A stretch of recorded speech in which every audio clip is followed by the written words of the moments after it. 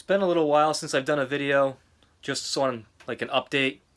No real major topic, but I do want to talk a little bit about something that's become a problem, and that is the change in seasons is upon us, and getting to have a lot of cold nights. Sometimes it's getting below freezing, and I want to show you a little bit about some of the troubles I'm having with that. Some of the things that are going on. That I killed a couple flats of basil. Luckily, that wasn't spoken for, so I don't have to tell anybody. I'm sorry, but I ruined your basil. But things are slowing down a lot. Starting to see some problems that I hadn't really seen before, and this is my first season growing in the greenhouse. It's really my first year doing microgreens, period. So some of you know that have watched my previous videos. You know I started indoors, then I built the microgreens palace that I'm in right now, and so things have been going great up until now. It's really time to go inside. And I didn't think I would be saying this, but I'm actually looking forward to going back inside for the winter, for the microgreens, not for winter. I don't like winter, but things are a little bit easier. I can work in there anytime. You know, it can be 8 o'clock at night, and I can be like, you know what? I think I need to do some planting. I'm going to do some planting. When it's outside, that just is a little bit more difficult. So let me just turn the camera around, show you a little bit about what's going on, and that's it. So one of the things I want to talk about a little bit is my amaranth. It's still doing really good. I'm surprised it's done this good with it getting so cold out. But there are problems.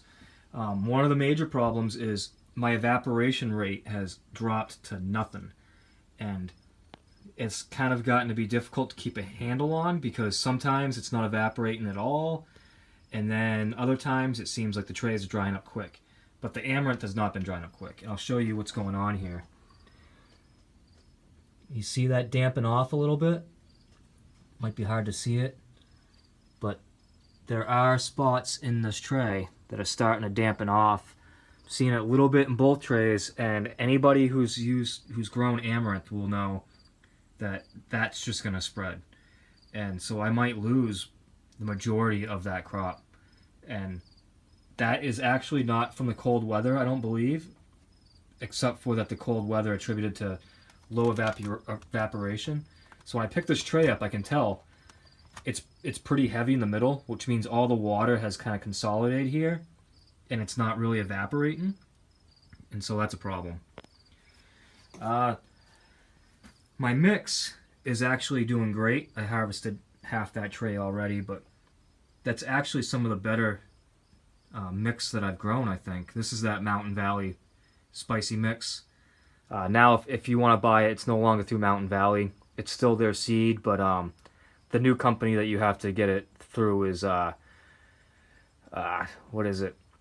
True Leaf Market. Sorry for that little brain cramp there, but True Leaf Market is where you have to go get stuff that you used to get through Mountain Valley. They've always been the same company, or at least they have been for a long time, but finally True Leaf decided they're taking over all the distribution. That's a mix I just uncovered yesterday, and you can see that it's got some problems. Things are getting kind of leggy, even though this was a stacked tray, and I just moved it from being stacked to unstacked. I never had a dome on top. And it's not growing as well as I'm used to, not even close. And I think a lot of that is low light. We have much less light in a day now than we were having before. And so you can see, I think that's partly why it's getting leggy, is that it's reaching for light, and it's only getting light for a few hours a day. I don't think I put the Microgreens Palace in the most optimal spot, so where I am now, the sun just barely kind of crosses by. And in the summertime, it really kind of blasts on, so probably maybe the opposite of what you really want. Here's some radish I uncovered yesterday, and same deal. It's just not taking off like it normally would. I think this crop's going to be just fine. Another couple days, it will look totally different, but it's just not what I'm used to. Another mix, also not doing hot, not doing really great. I have a couple trays of amaranth. It actually looks okay. I'll give that another day or two before I uncover it. But yeah, so the amaranth is doing all right. Turns out it does okay in the cold. It's another tray of amaranth. This one is actually doing okay. And I should move my other trays over here, because one of the reasons this one's doing okay, I think, and not the others, is that my fan. The fan I have it circulating so it goes all the way around, but it blows directly in this area. And so I don't think this is getting the accumulation problem that the other trays are getting. So more mix. This was a scenario where evaporation was a problem. So this is some more radish I uncovered yesterday. And it's doing okay. Actually, I think it's doing slightly better than the first radish that I just showed you. But you can see how I had some, it looks like poor germination, but it really wasn't. What happened is I uncovered this, moved it over to this side where the fan is, and today it dried my soil right up. I only watered that lightly yesterday because I knew things weren't evaporating really well. But when you put it in front of a fan, it's going to dry out. So hopefully, I soaked these pretty good, you know, on the bottom side of the tray. Hopefully they come back. And now for that basil I want to talk about. It's up on my top rack.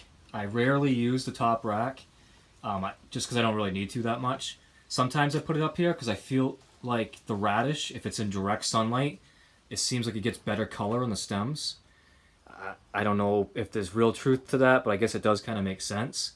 But a lot of times I don't use the top rack because the direct sunlight, and that's why I use a tinted roof panels when I did that. But anyways, you can see what happened. It's destroyed.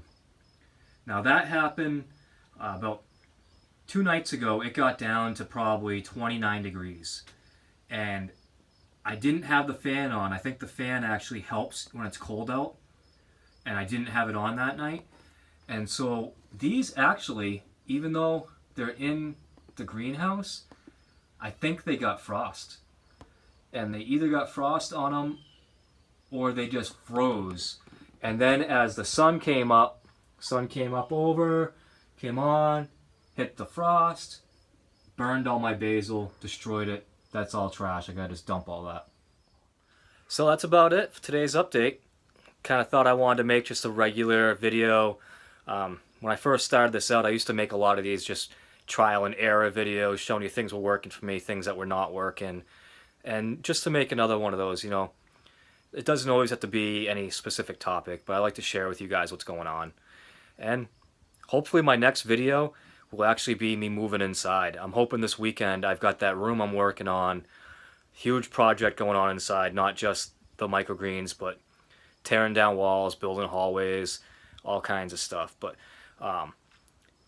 right now the priority is going to be getting these microgreens inside.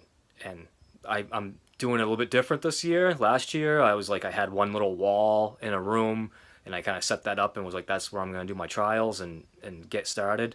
Well, this year I'm doing twofold. I'm going to have actually one room specific for the microgreens, and then I'm also going to have a separate room that's just for planting and processing of the microgreens, and also just my small refrigerator that I use for the microgreens will be in there. So hopefully you guys get a chance to check that out. Hopefully I make the video soon because I really need to get inside. Thanks for watching this, guys. Like and subscribe.